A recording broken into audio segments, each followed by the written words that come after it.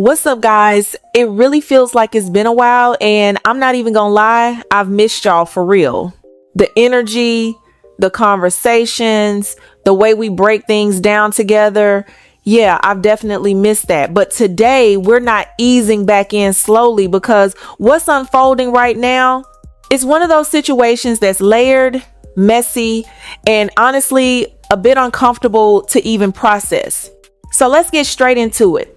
Now, I'm sure a lot of you already remember the situation involving Steffon Diggs and the woman who accused him of assault back in December 2025. This isn't something new that just popped up overnight. This has been building for months. And today, things took another turn because there was a new court hearing and more details came out that are really making people look at this whole situation differently.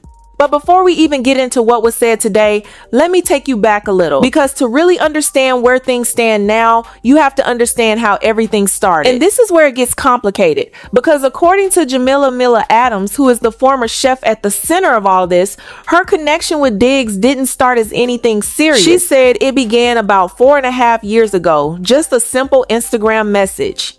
He reached out, asked her to cook for him, and from there, what started as something casual slowly turned into something a lot more personal. And when I say personal, I don't just mean professional. According to her testimony, their relationship wasn't just chef and client. It became what she described as complicated.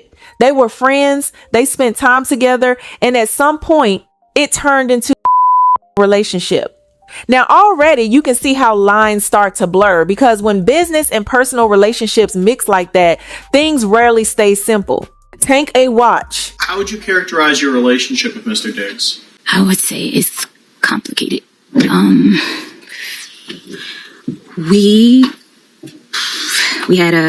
started out as friends. We started out as friends, and we would meet up, hang out, and we decided I would come work for him in like February of 2025. Fast forward to February 2025, that's when she says things became more official on the work side. She was offered a job to live with him and cook full time, earning about $2,000 a week. So now she's not just someone coming in occasionally. She's living in his space, part of his daily life, part of his routine. And from her perspective, she said her role wasn't just about cooking meals. She saw herself as part of his recovery, helping him stay in shape, especially during what she described as his comeback period. She lived there from July through December, and for a while, everything seemed to be functioning, at least on the surface. But then, like a lot of situations that start off calm, things began to shift. According to Adams, tension started building toward the end of November. And the reason? Not something direct between them at first, but rumors. She said there were people in Diggs' circle who started accusing her of talking about his personal life, specifically about other women he was allegedly involved with. And one name that came up was someone she referred to as a staff member named Lindsay. Now, whether those rumors were true or not, we don't know. But what we do know is that it created friction. Suddenly, she wasn't just a chef anymore. She became part of the drama. And once that happens, the energy changes completely. She even claimed that because of all that tension, she was told she couldn't join Diggs and his team on a trip to Miami. And this is where another layer comes in, because she mentioned that she had actually been making plans related to that trip, specifically around Art Basel, and even said those plans involve Cardi B. Now pause there for a second, because that detail alone adds a whole different dimension to this story. It tells you that this wasn't just a behind the scenes situation. There were connections, overlaps, and relationships that extended beyond just the two of them. So by the time we get to the day of the alleged incident, emotions were already high. According to Adams, there was already frustration building about the trip, about the tension, and most importantly, about money.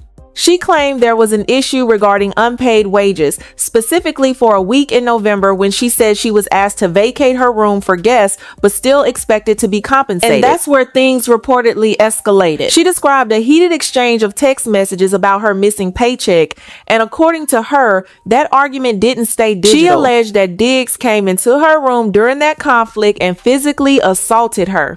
In her testimony, she described feeling terrified, saying she was so scared in that moment that she lost control of her body, and also mentioned that she due to her menstrual cycle at the time. Now, I'm gonna be real with you. That's a heavy claim, and it's the kind of claim that regardless of where you stand requires careful attention because these are serious allegations. What makes the situation even more complex is what happened immediately after. She didn't report the incident right away. Instead, she said she packed her things and left, going on a trip to New York with another staff member. And here's where it gets even more layered. She admitted that she didn't tell that staff member what had happened, and her reason was that the other person also had a relationship with Diggs. So now you're looking at a situation where multiple personal dynamics are overlapping, and it becomes harder to separate what is strictly professional, what is personal, and what is influencing. She eventually reported the incident to police on December 16 and then formally decided to pursue charges on December 23. Following that, Diggs was charged with felony strangulation and misdemeanor assault and battery. Despite that, he was still allowed to continue playing through the 2025 season, including the Super Bowl, before eventually being released by the New England Patriots in March 2026 as the legal process moved forward. Now, fast forward to today's hearing. Adams took the stand and walked the court through her version of events, laying out the timeline, the nature of their relationship, and what she says led up to that night. But here's where things take another turn, because during the proceedings, video evidence from the week after the alleged incident was shown, and according to what was presented, there were no visible marks on her face in that footage. That alone has already sparked a lot of discussion online because people are now questioning what that means, whether it weakens her claims or whether it doesn't necessarily tell the full story. And then there's another detail she admitted that's also raising eyebrows. She said that before handing over her text messages to the authorities, she deleted some of them. Her reason? She said she was afraid of how those messages might be perceived. Now, again, depending on how you look at it, that can be interpreted in very different ways. Some people see that and immediately question credibility, while others might argue that fear and panic can influence how someone handles evidence in a situation like that. And this is exactly why this case is getting so much attention, because it's not straightforward. It's not black and white. It's layered with personal relationships, blurred boundaries, conflicting narratives, and details that leave room for interpretation. And at the end of the day, this is now in the hands of the legal system.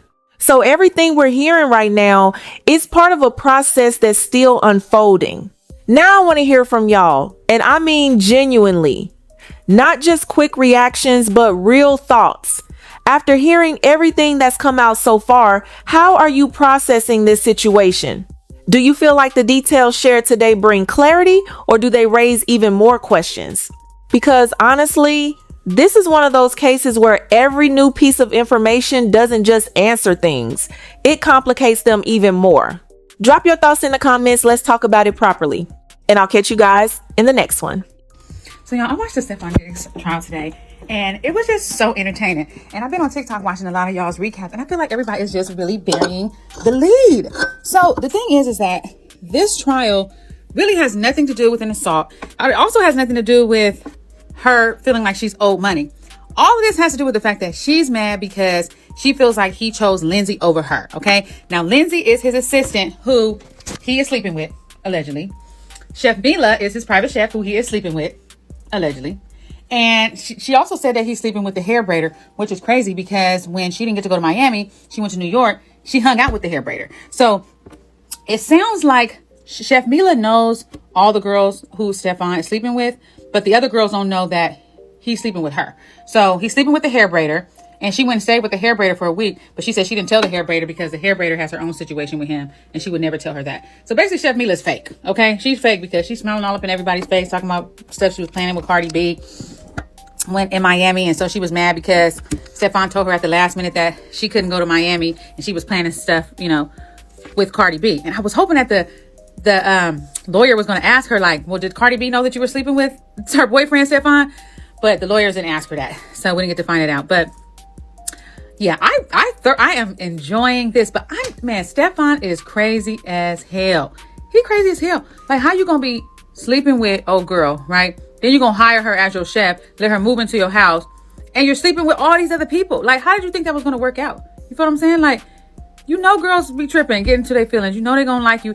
And these are just the women that he's sleeping with that works for him. You know, the more I hear from the chef, the more I feel like she was upset that she wasn't the only employee Steffon Diggs was banging. Steffon Diggs really employed these girls to keep them close. He's not low. And I use this picture because she kept looking at him, smirking at him. And it's like, girl, this is not a game. And I don't know about y'all, but if I'm staying in somebody's house and they just choked me out, strangled me, I'm leaving. You cannot pay me to stay there. And I'm not saying that he didn't strangle her, because I will feel really bad if he put his hands on her. Like, for real, that's but I feel like the way she's telling the story, she's leaving out parts. Just like she left out text messages that she submitted. They said, boo-hoo, child, we don't have time for this. Listen, it don't look too good for Chef Mila right now, but this is the first day. So you never know. There might be some evidence somewhere. I don't know. It just seemed like she a little bit salty. Who hire these people when football players, celebrities, anyway, the Steffon Diggs case? Who do the hiring when y'all allow these people in y'all house? Because I don't know if y'all keeping up with the case with Steffon Diggs. Remember the chef, that lady who said that she didn't get paid and he owed her so much money, etc. I'm watching, clips of the trial, and they're showing her, hey, here's a receipt that you knew you got paid. And she keeps saying, I don't understand what you're talking about. How you don't understand that you got paid? How you don't understand that they're showing you a receipt that you got paid the money that you are owed? And then she said, well, you asked him for $6,000. Yes, because he sent me home the last week. So let me get this straight. You want $6,000 for the week that you did not even work? And don't care how the lawyer's asking, you do understand you got paid. The lady keeps saying, I don't understand the question. Who did the hiring? Oh, make this stupidness make sense. Y'all just wasting this man's time. I'm not even gonna lie. Cardi B knows sure know how to pick them. How the personal chef is taking a stand on Steffon Diggs, talking about he strangled her and assaulted her. Yo, what is going on? It's so weird. I'm telling you, I think what I get from it, she was probably mad because they had their little ones and twos going on. Cardi B came in the picture and he took Cardi B too serious and ended up having a baby by her at that. So I think it made that lady mad, and she probably was getting less DICK. So now she like, oh, okay, I got some tea. She gonna sue him. I think I'm about to sue the next person I'll get into. I won't name out, because at this point,